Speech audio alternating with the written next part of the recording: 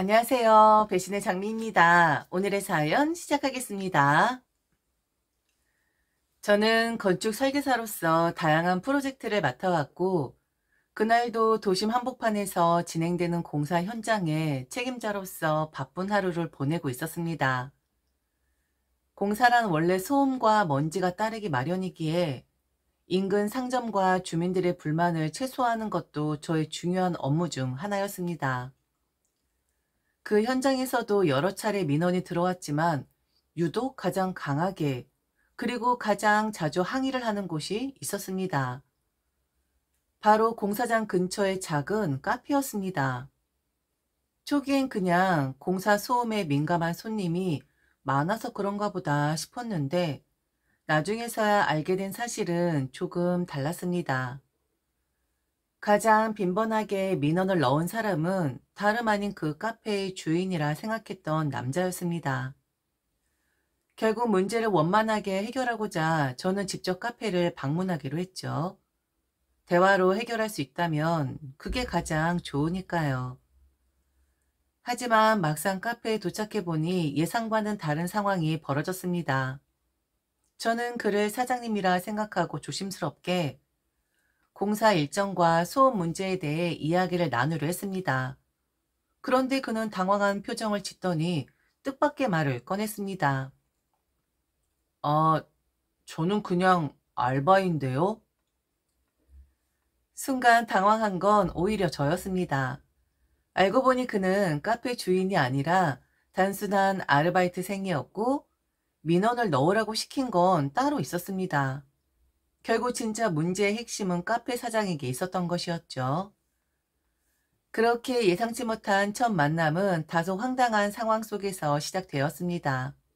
하지만 저는 문제를 더 키우고 싶지 않았습니다. 카페 사장님과 직접 이야기를 나눈 끝에 서로 양보할 수 있는 방법을 찾아보기로 했습니다.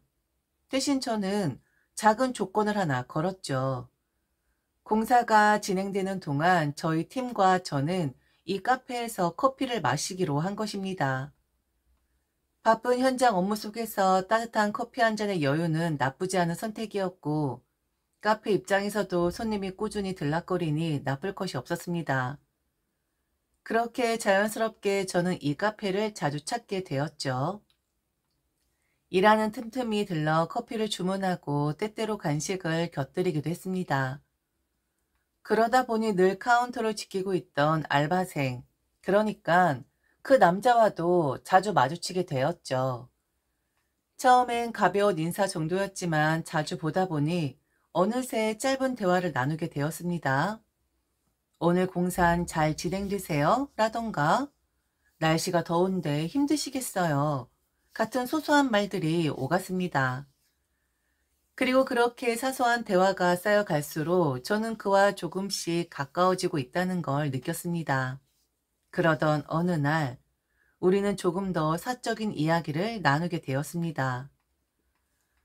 그날도 카페에 들러 평소처럼 커피를 주문한 후 바쁜 현장 업무 이야기를 나누던 중이었습니다. 그러다 자연스럽게 그의 가족 이야기가 흘러나왔습니다. 그의 집안 사정은 그다지 좋지 않았습니다. 특히 그의 누나는 오랫동안 공부를 했지만 결국은 자신이 원하던 길을 이루지 못했다고 했습니다. 누나가 교수가 되길 희망했었어요. 그런데 국내파라서 그런지 받아주는 대학이 없었어요. 그는 깊은 한숨을 내쉬며 말했습니다. 저는 잠시 생각에 잠겼죠. 꼭 국내파라서 안 된 건 아닐 수도 있잖아요. 뭔가 다른 사정이 있지 않을까요? 너무 비약적으로 생각하는 건 아닐까 싶어요. 그는 씁쓸한 미소를 지으며 고개를 저었습니다. 우리 누난 그렇게 생각하지 않아요. 자기가 교수 못 된 건 유학을 다녀오지 못했기 때문이라고 확신해요. 해외파를 선호하지 국내파는 절대 선호하지 않는다고. 그래서 늘 자기 인생을 비하하면서 그런 말을 반복해요. 그런 누나를 보면 저는 미칠 것 같아요. 너무 속상하겠어요. 그래도 가족을 위해 희생한 거잖아요. 누나를 위해서 어머니도 그리고 당신도 많이 노력했을 텐데요. 그렇죠. 하지만 누난 그걸 몰라요. 어머니랑 저도 누나 공부시키느라 정말 많이 고생했어요. 지금도 그렇고요. 저도 제 꿈이 있는데 현실은 이렇게 알바나 하고 있고요. 그의 이야기를 들으며 저는 복잡한 감정이 들었습니다. 단순히 힘든 환경 때문이 아니라 가족을 위해 많은 걸 포기하고도 인정받지 못하는 그의 마음에 아려왔습니다. 어쩌면 그래서일까요? 저는 그에게 힘이 되어주고 싶었고 그의 아픔을 덜어주고 싶었습니다. 그렇게 우리는 조금씩 서로에게 기대고 있었고 어느 순간 자연스럽게 연인이 되었습니다. 그렇게 연애를 지속하다가 그는 제게 프로포즈를 했습니다. 진심 어린 프로포즈를 받고 저는 결혼을 결심했죠. 하지만 결혼 이야기가 구체적으로 나오면서부터 남자친구의 태도가 조금씩 변하기 시작했습니다. 연애 기간 동안 저는 그가 가진 것이 많지 않다는 걸 이미 알고 있었습니다. 하지만 그가 저와 결혼을 한다는 사실을 받아들이면서부터 그의 반응이 달라졌습니다. 그러던 어느 날 남자친구가 조심스럽게 이야기를 꺼냈습니다. 자기야, 결혼하면 우리 엄마 조금만 도와줄 수 있을까? 한 1년 정도만 말이야. 어머니를 도와준다는 게 무슨 뜻이야? 내가 돈 벌면 다 갚을 거야. 그러니까 딱 1년만 한 달에 200만 원 정도만 우리 집에 보내줄 수 있을까? 그 순간 저는 아무 말도 할 수 없었습니다. 연애하는 동안 경제적인 부담을 지지 않으려 노력했던 저였고, 그는 그런 저의 배려를 알고 있었다고 생각했기 때문입니다. 그런데 결혼을 이야기하는 순간, 그는 당연하다는 듯이 저에게 가족의 경제적 지원을 요구하고 있었습니다. 그것이 끝이 아니었습니다. 얼마 후 남자친구는 또다시 저를 찾아와 조심스럽게 입을 열었습니다. 이번엔 그의 누나에 대한 이야기였습니다. 자기야, 누나가 강사 일을 시작했는데 학자금 대출이 너무 많아서 스트레스를 많이 받는다고 해. 혹시 그걸 좀 도와줄 수 있을까? 뭐라고? 천천히 갚겠다고 누나가 약속했어. 절대 자기한테 부담 주는 거 아니야. 그냥 한 번만 도와주면 결혼하면 가족이 되는 거잖아. 가족끼리는 도와야 하지 않겠어? 그의 말이 머릿속을 맴돌았습니다. 결혼하면 가족이니까 결혼하면 꼭 다 해줄 거라고, 결혼하면 이런 부탁을 해도 되는 거라고 그는 계속해서 저를 흔들고 있었습니다. 저는 깊은 한숨을 내쉬었습니다. 그리고 결국 남자는 마지막 한 방을 날렸습니다. 자기야, 결혼하면 경제권을 나한테 맡기면 안 될까?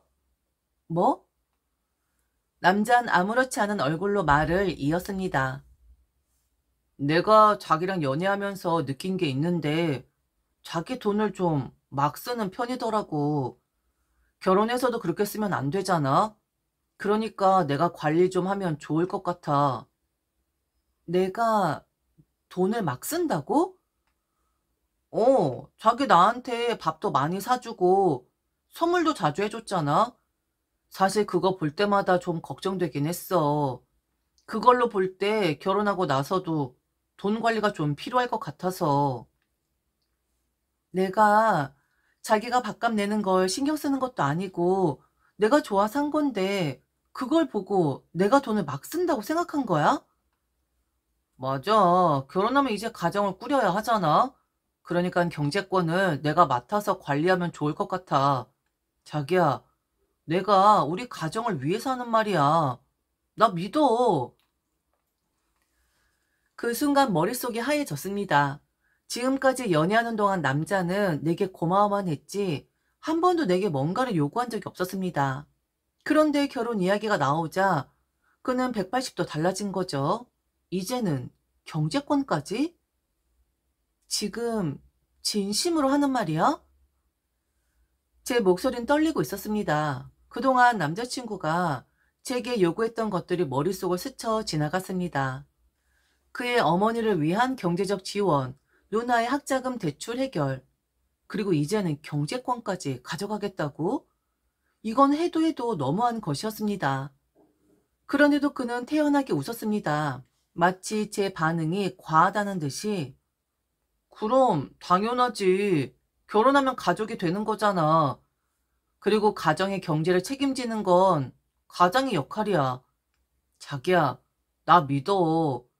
지금은 내가 변변한 직업이 없지만 그래도 결혼하면 내가 가장이 되는 거야.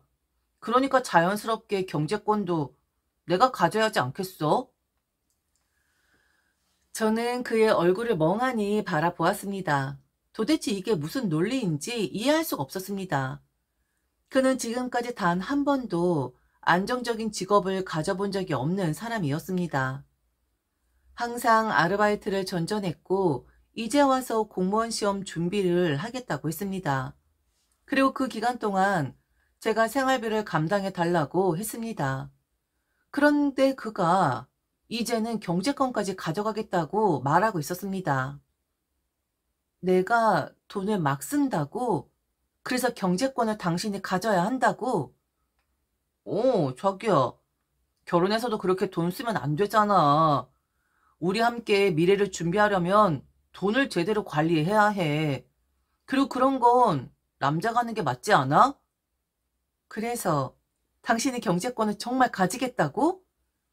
그렇지. 내가 관리를 해야 우리가 안정적으로 살 수 있지. 그의 태도는 너무나도 당당했습니다. 저는 도저히 믿을 수가 없었죠. 그동안 제가 감당했던 것들은 아무렇지도 않게 여기면서 이제는 당연하다는 듯이 제 돈을 관리하겠다고 말하는 그를 보니 기가 막힐 지경이었습니다. 그럼 나는 뭐야? 내가 번 돈은 당신이 관리하고 당신은 경제적인 책임을 지지도 않으면서 가장이니까 내 돈을 쥐고 있겠다는 거야? 자기야, 그렇게까지 생각할 필요 없어. 결혼하면 우리 하나가 되는 거잖아. 그러니까 돈 문제도 신뢰를 바탕으로 정리하면 되는 거야. 나는 우릴 위해서 하는 말이야. 진짜야. 저는 그 순간 더 이상 할 말을 잃었습니다. 이제야 확실해졌습니다. 이 사람은 처음부터 저를 믿은 것이 아니라 저를 이용하려고 했다는 것을. 그날 우리는 얼굴을 붉히며 헤어졌습니다. 분위긴 무겁고 어색했죠. 저는 여전히 그의 말을 이해할 수 없었고 그는 제 반응이 지나치다고 생각하는 듯 했습니다. 헤어지는 순간까지도 그는 저를 설득하려고 했습니다. 마치 제가 감정적으로 흥분해서 이성적인 판단을 하지 못하는 것처럼 행동하며 시간이 지나면 제가 그의 말을 받아들일 거라고 확신하는 듯 했습니다. 저는 그와 작별 인사를 나누면서도 마음이 복잡했습니다. 한때는 누구보다도 믿고 사랑했던 사람인데 이제는 그의 모든 말과 행동이 의심스러워졌습니다. 정말 이 모든 게 단순한 오해일까? 아니면 그가 애초부터 이런 사람이었던 걸까? 저녁이 되자 남자는 마치 아무 일도 없었던 것처럼 다정한 카톡을 보내왔습니다. 자기야, 오늘 너무 흥분했나 봐. 미안해. 그래도 나는 우리 둘이 결혼해서 행복하게 살 거라고 믿어. 사랑해. 아무리 제가 티를 내고 불편한 기색을 보여도 남자는 전혀 눈치채지 못하는 듯했습니다. 아니, 어쩌면 일부러 모르는 척하고 있는 것일지도 몰랐습니다. 제 표정과 말투에서 불쾌함이 묻어났을 텐데도 그는 여전히 태연했고 심지어는 자신이 한 말이 틀리지 않았다는 확신까지 가진 듯 보였습니다. 그뿐만이 아니었습니다. 최근 들어 남자는 자주 이런 말을 하곤 했습니다. 우리 엄마도 너무 고마워하시더라. 누나도 자기한테 진짜 고마워하고 있어. 우리 가족이 다 자기 덕분에 숨 좀 돌릴 수 있을 것 같다고 했어. 그가 이런 말을 할 때마다 저는 더 깊은 한숨을 내쉬었습니다. 전 아직 아무것도 하지 않았는데 이미 그의 가족들은 저를 자신들의 든든한 후원자로 여기고 있는 것 같았습니다. 그가 저를 어떻게 소개했기에 그의 가족들이 벌써부터 저를 이렇게 당연한 듯 의지하고 있을까? 점점 확신이 들었습니다. 그의 가족도 이미 제가 그들의 부탁을 들어줄 것이라고 확신하고 있는 듯 했습니다. 마치 모든 것이 기정사실인 것처럼 저는 그들에게 도움을 줄 사람으로 자리 잡고 있었습니다. 그러니 저는 결론을 내릴 수밖에 없었습니다. 더 이상 질질 끌 필요가 없었죠. 양과 상견례도 하지 않은 상태에서 이토록 터무니없는 요구를 들어야 했던 저는 이 관계를 더 빨리 정리해야 한다고 생각했습니다. 그래서 저는 인사를 가는 날 그 자리에서 모든 걸 끝내기로 결심했습니다. 정말 웃기지 않나요? 그저 프로포즈를 받았을 뿐인데 벌써부터 이런 말도 안 되는 이야기를 듣고 있다는 게요. 하물며 아직 양가에 제대로 인사도 하지 않은 상태였습니다. 그래서 저는 그날 인사라는 자리에서 이 관계를 정리하기로 마음먹었습니다. 사실 그냥 조용히 헤어지면 되는 일이었지만 저는 반드시 그들에게 깨닫게 해주고 싶었습니다. 그들이 얼마나 뻔뻔한지 그리고 얼마나 거지 근성에 찌들어 있는지 말이죠. 남자의 집에 인사를 가던 날 저는 마음을 단단히 먹었습니다. 하지만 막상 도착한 집을 보니 예상보다 훨씬 더 낡은 곳이었습니다. 외관은 오래되고 숨볼곳이 많아 보였고 현관문을 열고 들어서니 집 안은 빛바랜 벽지와 낡은 가구들로 가득 차 있었습니다. 그런데 그보다 더 눈에 띄는 것은 남자의 어머니와 누나였습니다. 유독 그들은 명품 옷과 액세서리로 휘감고 있었습니다. 남루한 집안과 대조적으로 두 사람은 하나같이 브랜드 로고가 선명한 옷을 입고 있었고 반짝이는 귀걸이와 시계를 차고 있었습니다. 저는 순간 헛웃음이 나왔습니다. 이 집에서 가장 오래된 것은 벽지와 가구였고 가장 새로운 것은 그들의 옷과 액세서리였습니다. 그제야 이해가 됐습니다. 대체 이 가족이 왜 저에게 아무렇지 않게 경제적 지원을 요구하는지, 왜 아무런 미안함도 없이 당연한 듯 저를 후원자로 여기는지 말이죠. 저는 어색한 분위기 속에서 남자의 가족과 함께 식사를 했습니다. 겉으론 화기애애한 듯 보였지만 저는 마음속으로는 이미 결론을 내리고 있었죠. 이 관계는 끝내야만 한다고. 식사가 끝난 후 차를 마시며 대화를 나누던 중 결국 그들은 본색을 드러냈습니다. 남자의 누나가 조용히 입을 열었죠. 그래서 언제 갚아주는 거야? 결혼하면 갚아주는 건가? 그때까지 어떻게 기다리지? 저는 순간 귀를 의심했습니다. 제가 지원을 해주기로 한 적도 없는데 마치 당연한 것처럼 말을 꺼내는 그네의 태도가 어이가 없었습니다. 그러자 옆에 있던 남자의 어머니가 한숨을 쉬며 말을 덧붙였습니다. 야, 이년아, 조금만 기다려라. 결혼하면 다 알아서 해줄 텐데 왜 이렇게 법석을 떨어? 저는 순간 몸이 굳어졌습니다. 그녀는 자신의 딸을 향해 너무나도 아무렇지 않게 인연이라는 말을 내뱉었습니다. 거친 말투에 익숙한 듯한 모습이었고 그것이 이 가족의 기본적인 언어 습관처럼 보였습니다. 저는 그들을 바라보면서 제 마음이 더욱 단단해지는 걸 느꼈습니다. 오늘 이 자리에 오기로 결심한 것이 정말 잘한 일이라는 생각이 들었습니다. 싸우지 마세요. 지금 싸우시는 건가요? 저는 조금은 당황하며 조용히 물었습니다. 아무리 가족끼리랐지만 처음 만난 자리에서 이런 거친 말이 오가는 것이 놀라웠습니다. 하지만 남자의 누나는 피식 웃으며 손을 휘저었습니다. 뭐? 아니야. 우리 원래 이렇게 말해. 엄만 좀? 2년 전은 좀 하지 마. 우리가 싸운다고 생각하잖아. 아무튼 돈은 해줄 거지? 언제 해주는 건데? 나 진짜 너무 신경 쓰여.